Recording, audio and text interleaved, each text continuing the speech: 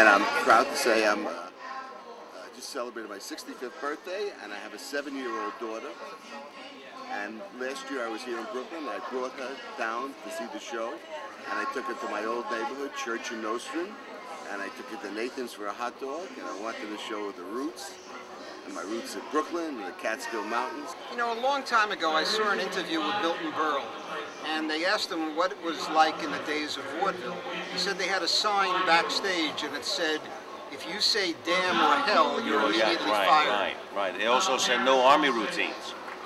There was an army routine that Harvey Stone put together when about being enlisted in the army. This is the Second World War. It was a big hit for him, and everybody stole this routine, and everybody did it.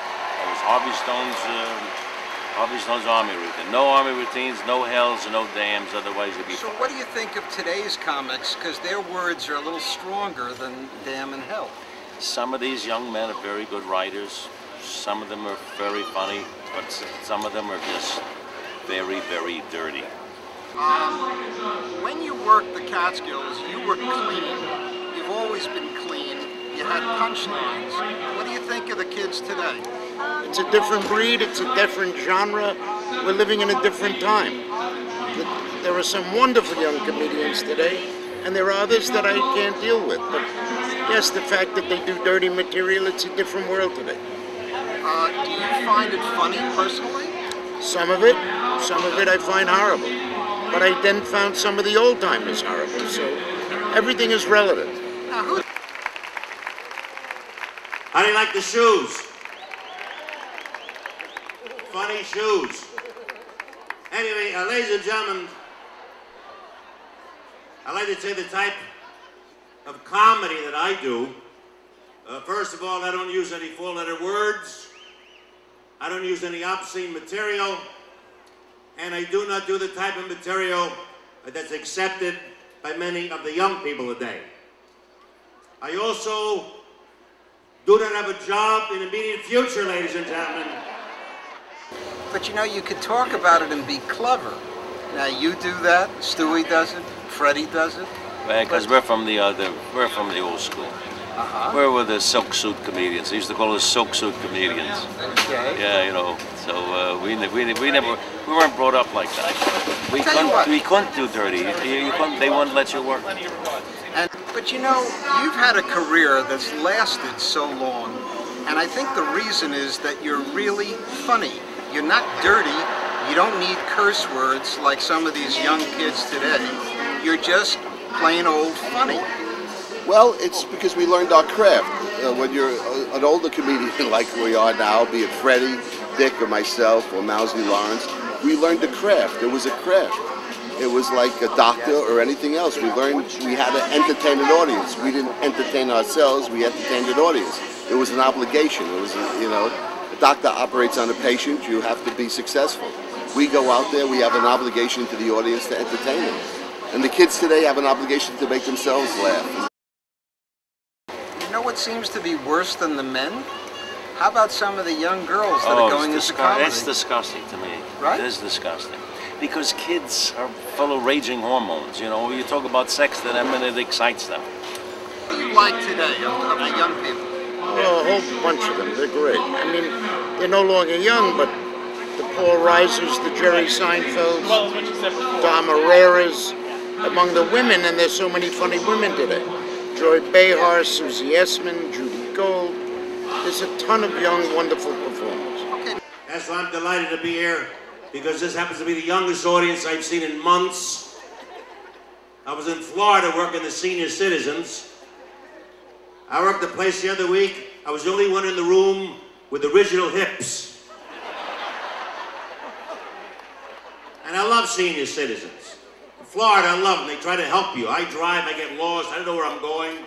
I see a senior in the corner. I said, how do you get to 95? He says, don't eat meat. You know, all the golfers there, the weather's good, all the restaurants, all the Broadway shows come to Florida. Somebody said to me, did you see the vagina monologues? I said, I saw the opening. Big stars were, let me see, they had Jackie Mason, they had Lucille Ball. They had very good bands here. They had they had Vaughn Monroe. They had let me see. I can't remember. There were so many of them. How about Bunny Berrigan? He was here. Okay. The Dorsey brothers? Dorsey was here. Okay. Now, what instrument did Joe Venuti play? I don't remember. Violin. Say violin. Violin. That's right. I mean, what'd you like to do here? Would you like to play tennis or just? Well, I used to play a lot of paddleball until my feet went on me. Oh. And this there woman is also a long-time member here. Did you get her over here? Did you come over? Please. Come on, we're going on TV. Come here. Talking to this gentleman. Here.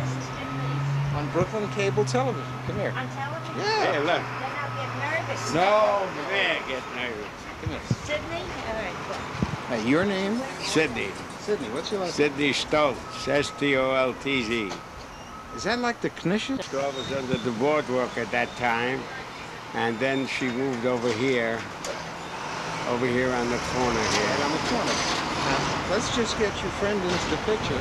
Well, I've known him for the past 40 years or so, Sydney. We've been here when the price was only $25. Well, let's walk a little bit forward so we're in the sunshine. Uh-huh. Now, you've been here how many years? About 40 years we've been members. What's your name? Ethel Oberfeld. Oberfeld? Right. O-B-E-R? F-E-L-D. F-E-L-D. Right. That's the same as my name. My name is Bruce Friedman. Landsman. Oh, Landsman. Okay. We are Landsman, okay. Yeah. Now tell me, what was your favorite thing to come here to do as a member? Years ago when I was working, now I'm retired, I danced.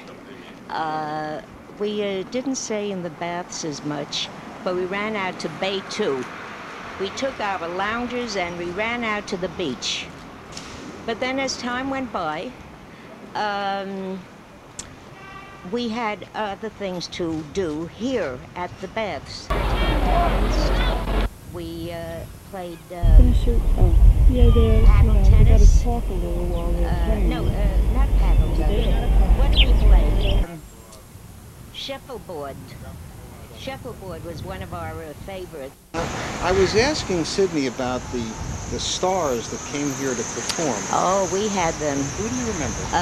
Well, I don't remember him because he was before my time. But there was Ben Burney, Eddie Fisher, Frank Sinatra Jr. Was this Eddie Fisher the same guy that was married to Debbie Reynolds? Debbie yes. Reynolds, yeah. And he had that song, Oh My... Oh, Papa. Ah, yes. Let me make you laugh. You mentioned Eddie Fisher. He was a terrific singer, right? Still is. Right. He got in trouble with the public when he decided to leave Debbie Reynolds. Yes. And nobody wanted to book him, he couldn't get arrested. Then Liz Taylor, who he ran off with, dumped him. And she ran off with who? Richard Burton. Richard Burton. And you know what happened? The public decided... Wait just a minute there. The public decided after she ran off with Richard Burton that Eddie Fisher wasn't so bad, and he became a star again. Right, that's true. So Liz Taylor's been responsible for a lot of people becoming stars again. First she marries them, and then... Then she does.